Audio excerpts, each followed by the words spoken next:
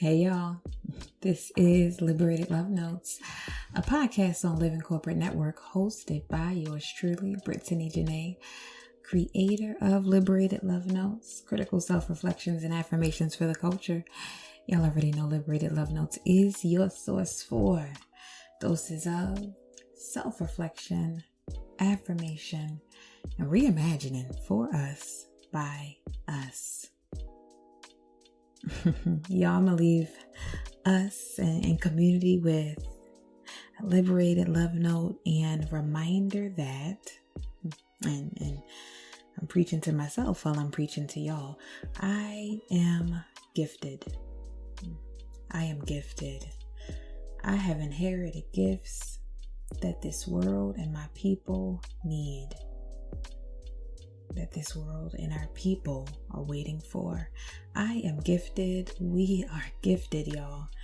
We have inherited gifts that this world and our people need, that this world and our people are waiting for. We're going to use those gifts. One of my favorite liberated love notes in the actual deck reads, and it's related to this: I possess the intrinsic wisdom and intellect to build organizations, products, tools, and resources that are responsive to the needs, desires of my community.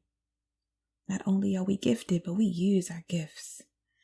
We use our gifts. We are a gifted people, family. I'm always wondering what it will look like to center and ground ourselves in that reality, to center and ground ourselves in our gifts, to center and ground our understanding of self and who we are as a collective in our gifts. I just feel like in this dominant colonial culture, heavy on the anti-Blackness and white supremacy, there's a lot of pathologizing the Black experience. There's a lot of unpacking or understanding of our culture through a deficit lens. Black pain, Black trauma, devaluing of how we show up in community and how we show up as the fullness of ourselves. And I mean, this starts as early as childhood curriculum, right? Depending on where you're educated. Centering Black history on slavery and struggle. This shows up today in boardrooms and virtual training rooms across the country as diversity and inclusion or some anti-racism content focuses on Black oppression. I actually saw a tweet the other day by Natasha Emily, and she was rightfully lamenting about how some of the diversity, equity, inclusion training or anti-racism training that she'd experienced at work. She was just kind of venting about how it has been in some ways re-traumatizing, and from a, without using this language, deficit perspective. Let me just pull up one of the tweets she shared here. The learning is often too unidirectional. I feel that my education is often placed on hold so that white people in the room can play catch up. My education seems to be prioritized second to white people. I'm tired of reading about the same disparities. Shit, I've grown up with the disparities. It's like the whole class is to prove to white people that systemic racism is real. And this is where she adds that I really found compelling and related to this discussion. She shares, I'd rather spend my time learning about the strengths of Black people and other racial minorities. What strategies have these folks used to survive and thrive? How can we adapt the strategies and teachings to our research and practice? Y'all, the ancestors and elders be knowing. I have mentioned several times that I'm still reading this phenomenal book, Spirituality in the Black Helping Tradition in Social Work. And I've shared it. It has been restorative.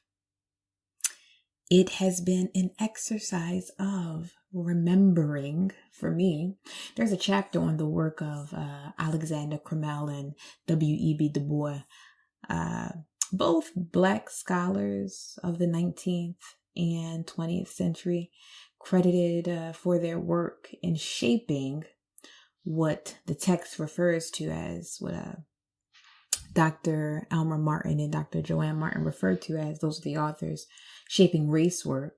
And so like the thought leadership and scholarship around the Black experience, they were at the time and continue to be noted for their work and research around creating the conditions for collective freedom.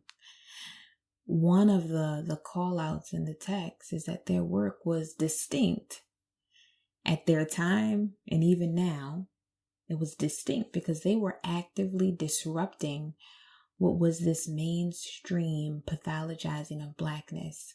And instead, they centered their work on lifting up Black strength, Black divinity, Black agency, and Black gifts. Yo, there's this passage in the book. We're going to have some story time. I just feel like this stuff is the stuff we need to know. There's a passage in the book that's focused specifically on gifts and how their work, their research, their praxis was so steeped in gifts, divine gifts more specifically. If y'all don't mind, I'm gonna just read y'all a passage. We're gonna have some story time. I don't think anything's wrong with that. In fact, we talk about rest and ease. This is possibility. This is possibility. Carving out time for us to read, but not just to read, listen, those things that are restorative.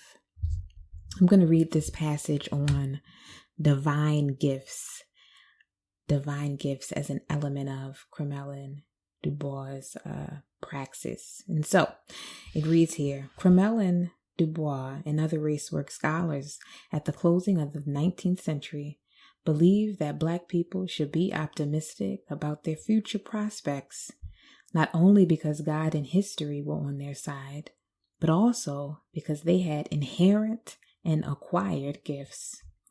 The idea was that if Black people developed their gifts, the vital qualities inherent in the race, they would have solid reasons for being optimistic.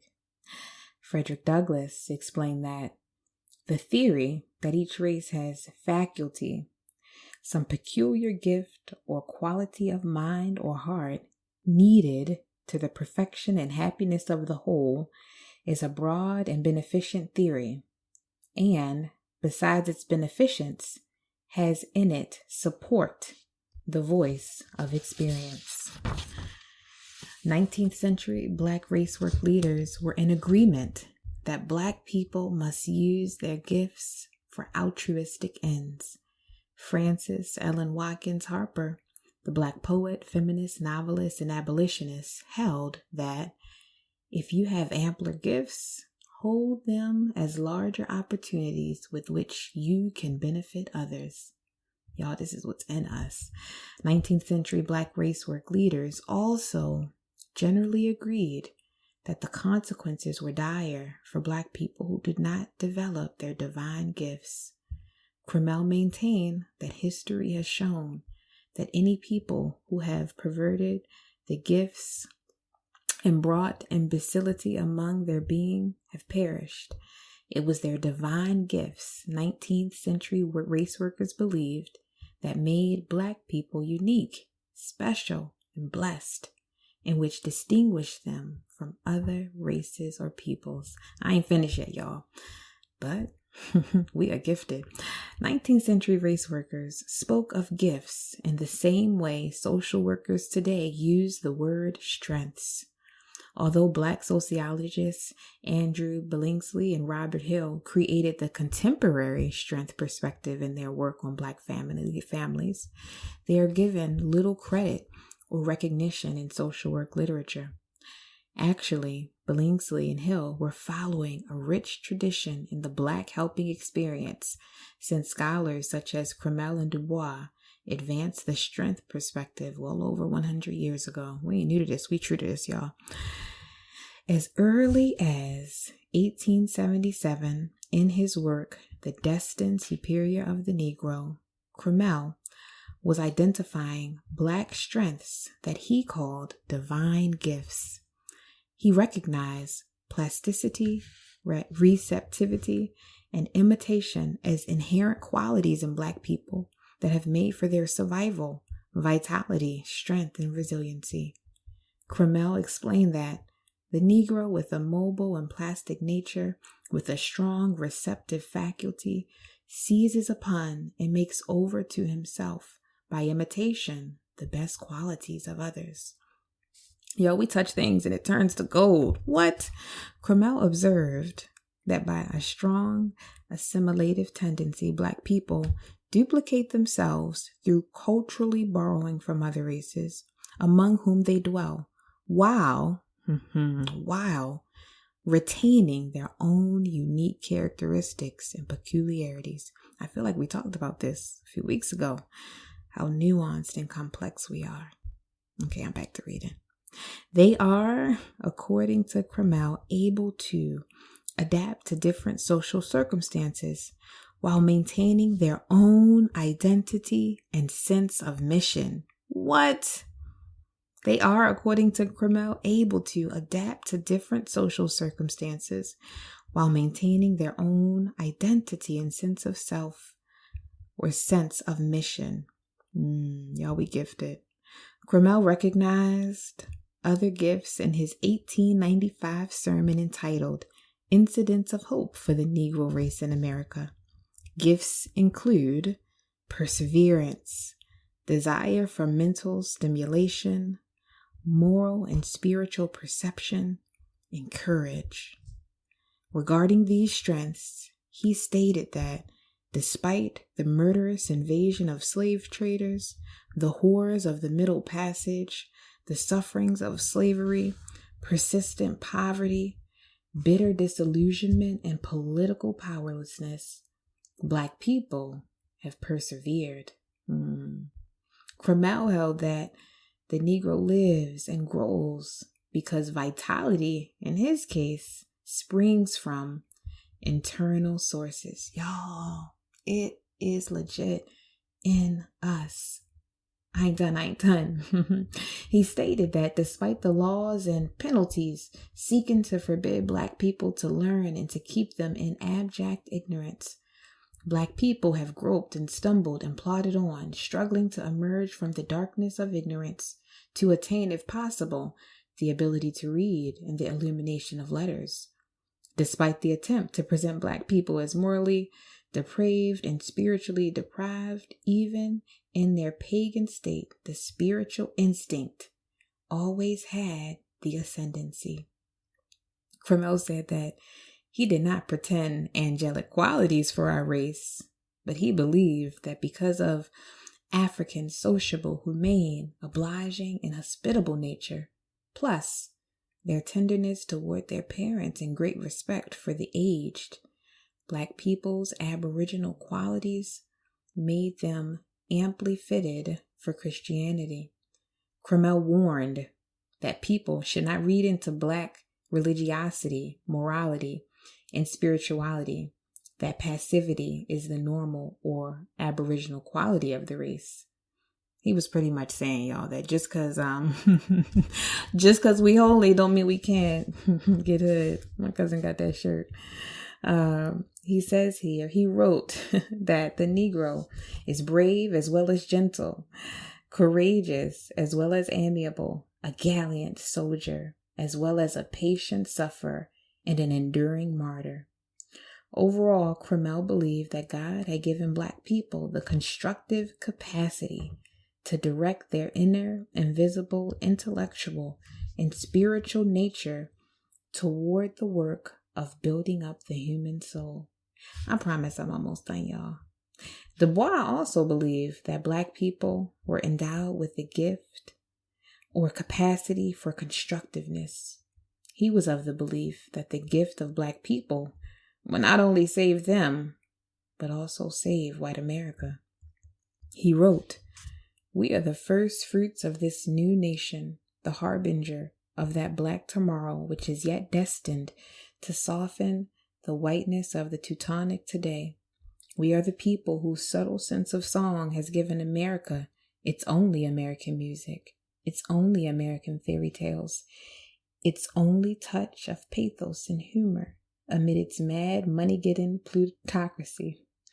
As such, it is our duty to conserve our physical powers, our intellectual endowments, our spiritual ideals. Nearly 30 years later, Du Bois delineated in more detail the gifts he believed Black people had given to America in a book simply entitled The Gifts of Black Folk. I gotta add that to my reading list, y'all. He first highlighted the contribution African people have made to America in their role as explorers, laborers, and soldiers. Then he emphasized the contributions Black people have made to America in their struggles for freedom, democracy, and the emancipation of women. Next, Du Bois addressed the contribution Black people have made to America in the areas of music, art, and literature.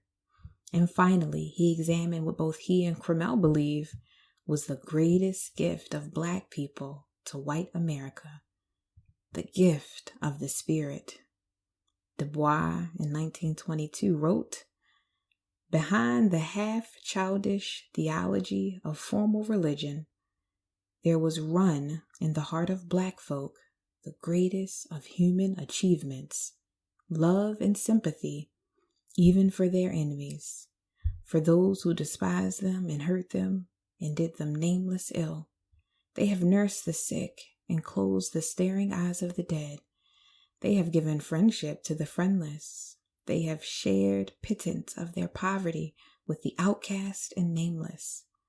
And in this lies the great grandeur of their simple religion, the mightiest gift of Black to white America."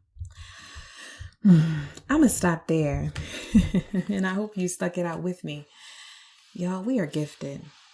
We are gifted. I hope you go into this week really centered in, grounded in the reality that you are gifted. I am gifted.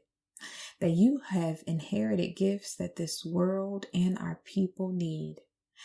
I have inherited gifts that this world and my people need. That you know, that we know, that I know, that this world and our people are waiting for. Gifts that this world and our people are waiting for. I'm going to bring back that liberated love note. I possess the intrinsic wisdom and intellect to build organizations, products, tools, and resources that are responsive to the needs, desires of my community. I support Black people who do this. Y'all, we are gifted. We are gifted. It's already in us. It's already there. Peace.